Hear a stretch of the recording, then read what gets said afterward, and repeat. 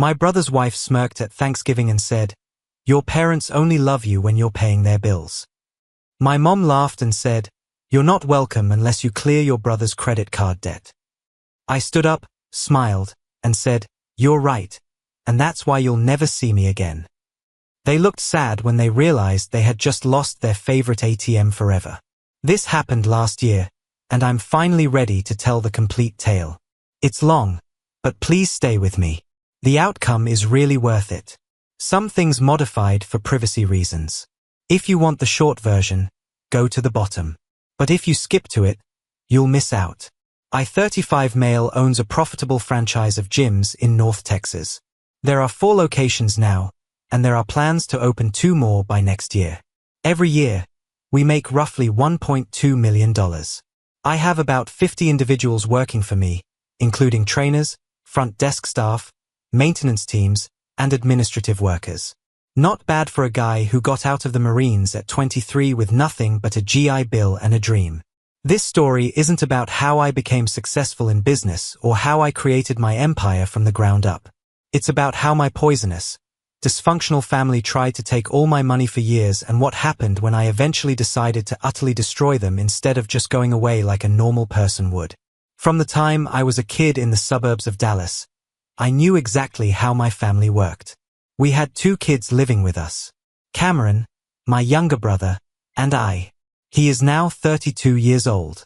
In our parents' perspective, Cameron was always the perfect child who could do no wrong. I was always the responsible one who never needed help, attention, or recognition. You know how families work. People were quite impressed with Cameron for tying his shoes right, but I had to work hard and be perfect to get anything. I was 17 and in my last year of high school when I worked 2 part-time jobs after school every day to save enough for a good used automobile. I worked at a grocery store in the area, where I bagged goods and picked up shopping carts. I also worked on the weekends for a landscaping company, performing hard work in the Texas heat. At the same time, Cameron was caught stealing video games from the mall. My parents purchased him a brand new Honda Civic to help him feel better about himself and improve his confidence instead of punishing him for his bad behavior. After saving every penny I made for 8 months, I asked my dad where my car was. He looked at me and said, "You're more responsible and mature. You'll figure it out yourself like you always do." After I graduated from high school, I joined the Marines right away because I couldn't afford college. People said that our family was having money problems and couldn't pay for school. In the meantime, Cameron got to get the whole college experience thanks to his parents' mysterious secret vault of money that always seemed to show up out of nowhere when their beloved baby boy needed something crucial. I spent 5 long years in the Marines, went on 2 deployments overseas, and came back home with discipline, a strong work ethic, and real-world experience. I got a business degree with my GI Bill benefits while working full-time at a local gym chain. This taught me everything I needed to know about the fitness industry. I lived in a studio apartment that was basically a fancy closet, ate only cheap pasta, canned tuna, and peanut butter sandwiches for 3 years, and saved every dime I could to build my first gym. Cameron.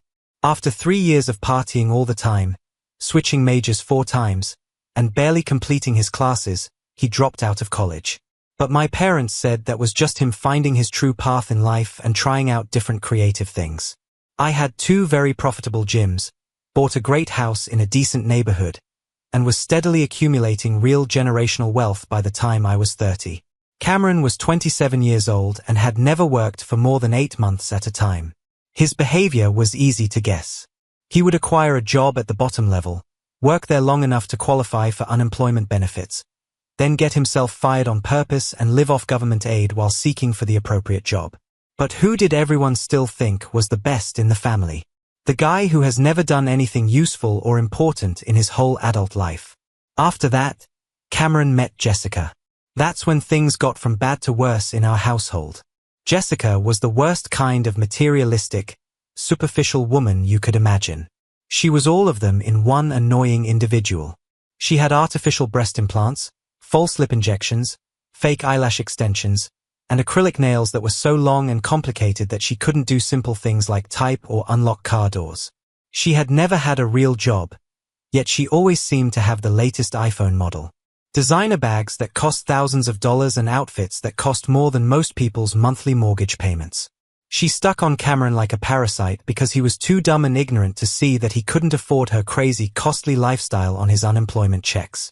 And my parents adored her because they thought she was pushing Cameron to be more ambitious and helping him grow up to be a responsible adult. Yes, pushing him to come up with more and more innovative ways to spend money he didn't have and would never earn. The girl was as smart as a houseplant. I remember a family dinner that was especially bad when she asked me if my gyms were like Planet Fitness but more expensive. Then she confidently told me how the fitness industry operated based only on what she'd seen on reality TV and in romantic films. This smart analysis came from someone who really thought that cardiac activity was bad for your health since it makes you too small and feeble. About 2.5 years ago, my parents' calls started coming in much more often and with more urgency. These weren't just casual "Hey, how's business going?" calls. These were straight "Cameron needs help with his electricity bill" emergency calls, or "Cameron's car needs expensive repairs" crisis calls. Or my fave motif that keeps coming up. Jessica and Cameron are having a month that is surprisingly hard on their finances. Calls for a bailout. At first, the quantities asked for were little and seemed fair. $400 for utilities here and $600 for car issues there. I helped out since I thought that's what family members do for each other when things are tough. Right? But every time I sent them money to help, Cameron never called me personally to say thank you or explain what was going on. Instead, it was always Mom making the request for him and then calling to say thank you, as if he was still a helpless child who couldn't handle his own communications. Then the amount that was asked for grew much higher, and the justifications that came with it became more and more imaginative and detailed. They paid $1,200 for a deposit on a much nicer apartment because Jessica's present residence was making her allergies worse. She wanted to live in a place that would look better on Instagram. $2,800 when Cameron supposedly got laid off out of the blue. I later found out that this really meant he got fired for coming up 2 hours late 3 days in a row while hungover. $3,500 when Jessica said she needed emergency dental work, which proved out to be just cosmetic veneers since she wanted to be a social media influencer. Last Christmas should have been the last straw. Jessica posted long Instagram stories about her week-long luxury spa retreat in Scottsdale, which included expensive treatments and designer shopping. This was the same week that Cameron called me crying and asked for $2,200 for urgent car repairs that couldn't wait. But I was still being a good brother, which was stupid of me. 8 months ago, when I went to my parents' house for our customary Sunday family meal, I really woke up. When I enter in the front door, Jessica is literally putting her left hand in everyone's faces to show off this huge engagement ring that must have cost at least $20,000. "Look what my wonderful Cameron surprised me with," she squealed like a schoolgirl who was too excited. "Isn't it just perfect? I've wanted something like this for months and months." I glanced right at Cameron, who was trying very hard to avoid eye contact, as if his life relied on it. For weeks ago, he called me and cried real tears because he needed $3,800 for unanticipated medical expenditures. Because he didn't have health insurance. I remarked, "That's a very nice ring," attempting to keep my voice calm. "It must have been a really important buy." Jessica laughed and made this silly little hair flip. "Oh, Cameron always knows how to give me what I need. He shows his affection in such a kind and generous way. Yes, they were nice enough to hide my hard-earned money from me." Jessica made a lot of passive-aggressive statements about how some people just aren't good for relationships while staring right at me with a look of judgment during that same awkward dinner. I was 35 and single on purpose. I was too busy growing my business empire and making sure my financial future was secure to think about dating or getting married. But she treated me like a loser since I wasn't married to someone who always took my money. She said, "Maybe you should spend less time on those gym things and more time looking for a wife," with a very condescending smile. I mean, what's the purpose of making all that money if you don't have anyone to spend it on? My mom actually nodded in full agreement, as if Jessica was giving her deep advice. "Alex, she makes a great point. You can't work every day for the rest of your life." That night, I made a strong choice while laying in my own bed in my own house that I had bought with my own money. I was done being their personal bank. Things got unexpectedly quiet for a few months after I stopped answering their increasingly desperate requests for money. I really thought that maybe they had finally learnt how to be responsible with money, or maybe they had found another naive person to pay for their silly dream life. I was completely wrong about both options. Then, 3 weeks before Thanksgiving, Mom called, and just the way she sounded should have told me something big was going on. "Alex, sweetheart," she murmured in that fake nice, too happy voice she only uses when she wants something very vital. "Are you planning to come for Thanksgiving dinner this year?"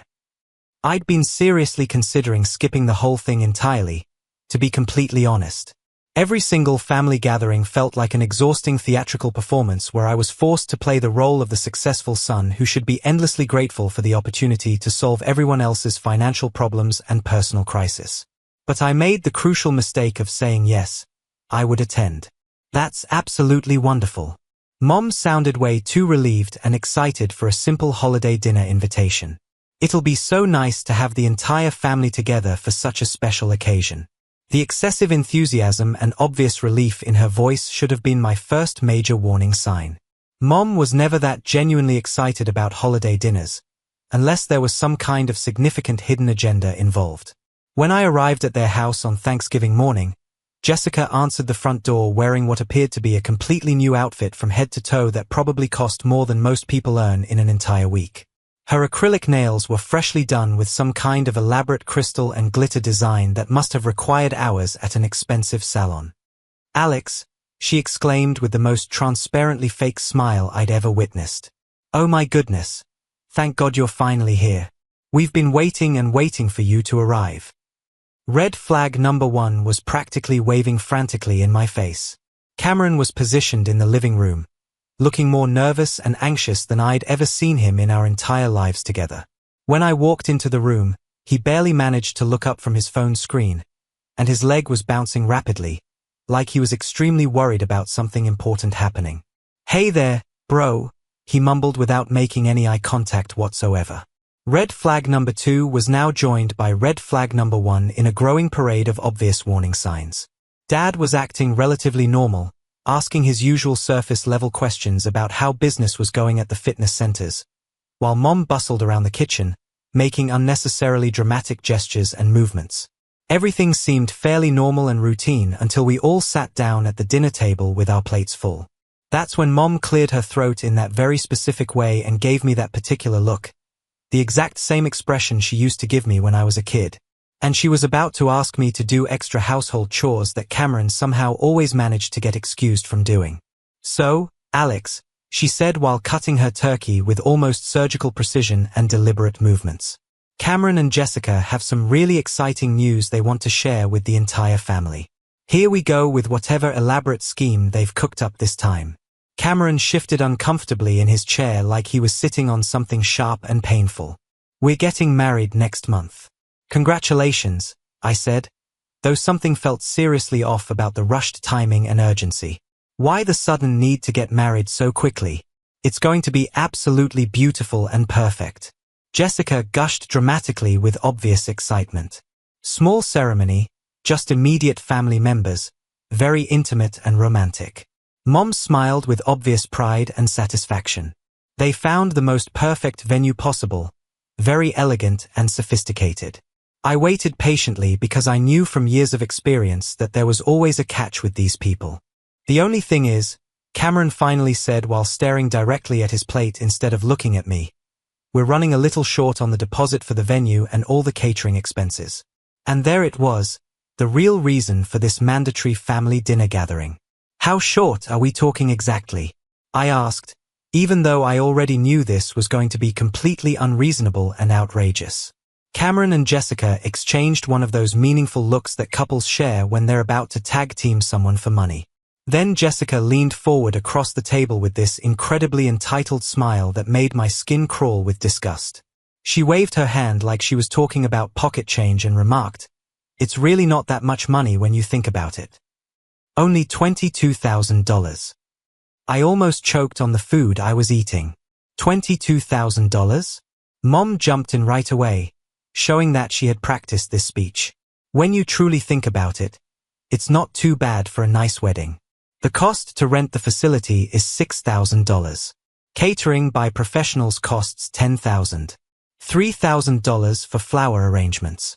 And then there are all the other things you need, like the photographer, the musicians, and the cake. I sternly told them to wait a minute. You haven't really paid for any of this yet?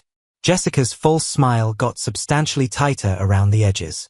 We made tiny deposits to hold everything, but the whole payments are due next Friday. I slowly and carefully looked around the table. Everyone was looking at me with expectant looks, as if this whole complicated plan had already been made and I was just going through the motions before opening my wallet and fixing their issues. And you expect me to pay for the whole wedding? Not pay for it exactly, Cameron responded hastily, trying to sound fair. Just help out a lot, like a huge wedding gift from my successful big brother. Jessica really did laugh out loud, and it was honestly the most condescending sound I'd ever heard in my whole life. What else would you spend your money on? You don't have a wife, kids, or any serious family duties. Your parents only love you when you pay their bills.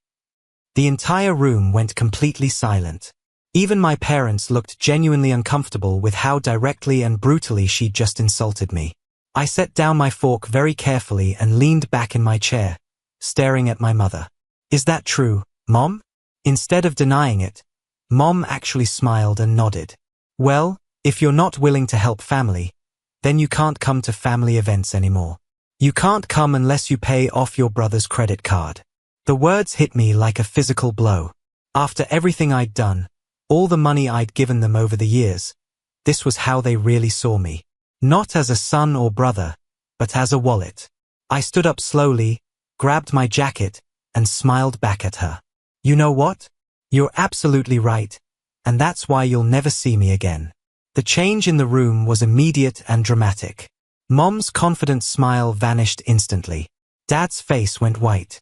Cameron looked like he'd been slapped. Jessica's smug expression faltered as she realized what had just happened.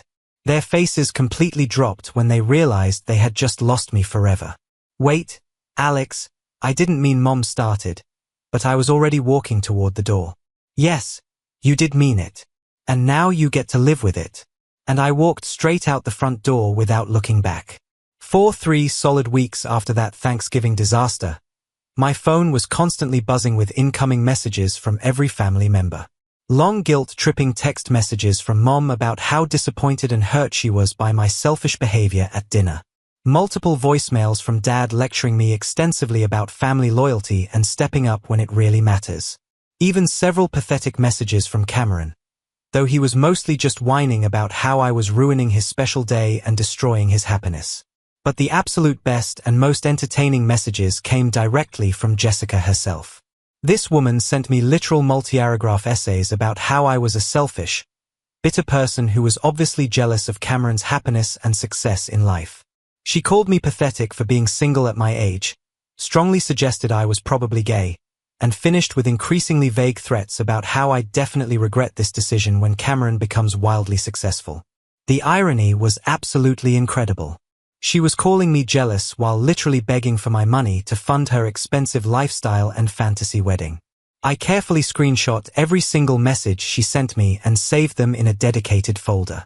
Then, just as suddenly as it had started, all the messages stopped completely.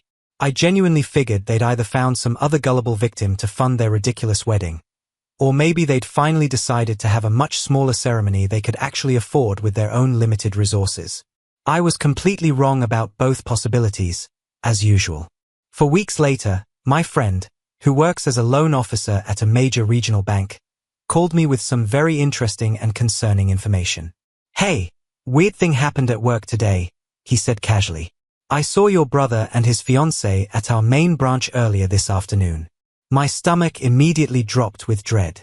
What were they doing there? They were asking about substantial business loans. But here's the strange part. They were using your fitness centers as collateral and financial references. My blood went ice cold. What exactly do you mean by that? They had official-looking paperwork claiming Cameron was a 50% business partner in your company. The loan officer who met with them was immediately suspicious because the documents looked potentially fraudulent, so they didn't approve anything. But I thought, You should definitely know about this situation." I hung up immediately and called my business lawyer.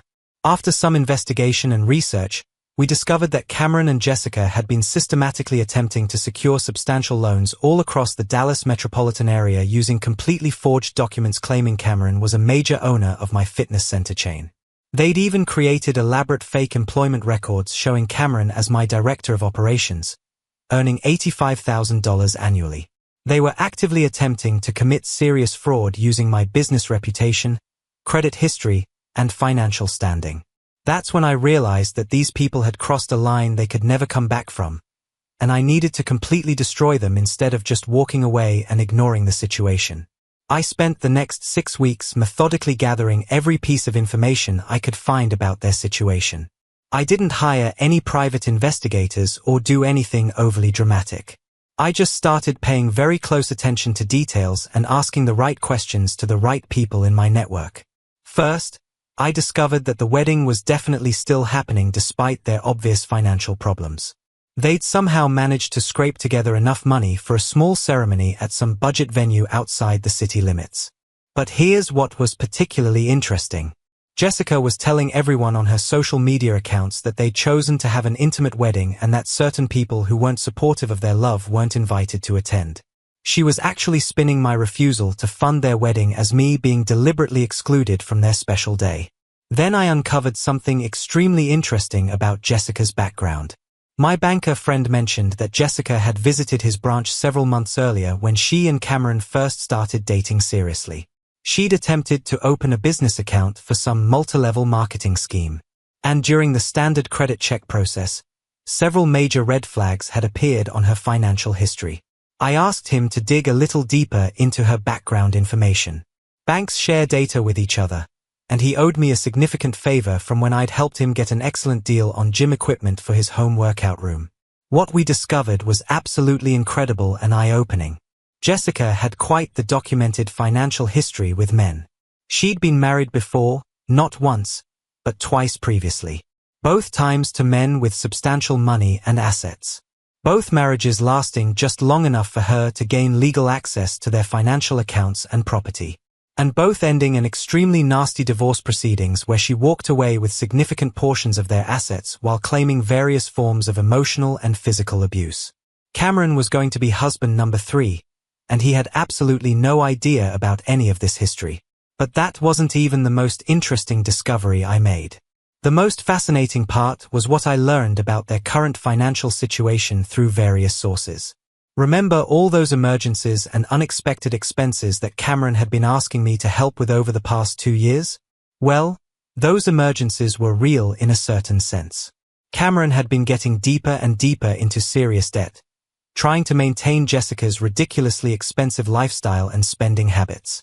But instead of cutting back on expenditures or having honest conversations about money, they'd been taking out payday loans with outrageous interest rates, opening new credit cards constantly, and borrowing money from anyone who would lend it to them. They weren't just regular broke. They were catastrophically, devastatingly broke. The kind of financial situation where you're literally one missed payment away from losing absolutely everything you have.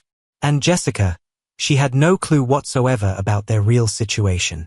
Cameron had been desperately hiding their actual financial condition from her while frantically trying to find new ways to keep the money flowing and maintain the illusion of financial success and stability. That's when I realized Cameron wasn't just the spoiled golden child anymore. He was completely trapped, probably terrified, and definitely in way over his head with a woman who would completely destroy him the instant she discovered he couldn't afford her lifestyle anymore. So, I decided to dramatically accelerate that inevitable discovery process. The wedding was scheduled for a Saturday afternoon in February. I obviously didn't attend the ceremony, but I had much more important and strategic plans for that weekend anyway.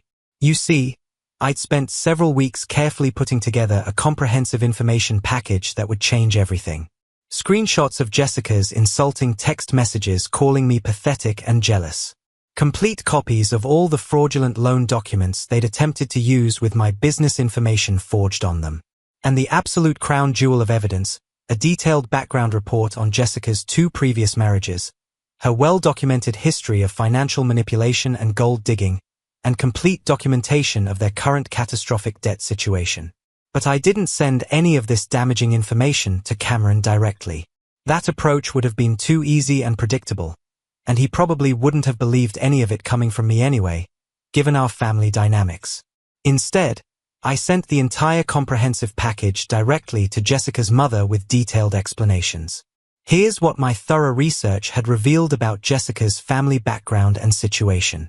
They were legitimately old money wealthy, but absolutely obsessed with social status, public appearances, and family reputation.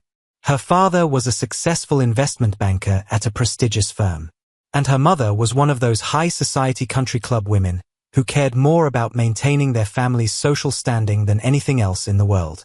They had been financially supporting Jessica for years without question, but they were operating under the impression that she was in a committed relationship with someone financially successful and stable with good prospects. They had no idea that Cameron was completely broke and drowning in debt. And they definitely had no knowledge whatsoever of their daughter's well-documented history of systematically marrying men specifically for their money and assets. I sent the complete information package to her mother with a simple, straightforward note. I thought you should know exactly who your daughter has married and what kind of financial situation she's actually gotten herself into. The wedding ceremony took place on Saturday afternoon. By Monday morning at 8 a.m. sharp, my phone was ringing insistently. It was Cameron, and he sounded more completely destroyed than I'd ever heard another human being sound in my entire life. "Alex," he said, and his voice was literally shaking with raw emotion. "I desperately need to talk to you about something extremely important." "What's going on, Cameron? Can you possibly meet me somewhere today? Please? I'll pay for coffee or lunch or whatever you want." He sounded so completely broken and utterly defeated that I almost felt genuinely sorry for him. Almost. We arranged to meet at a coffee shop near my main gym location. When Cameron showed up 30 minutes later, he looked like he hadn't slept properly in several days.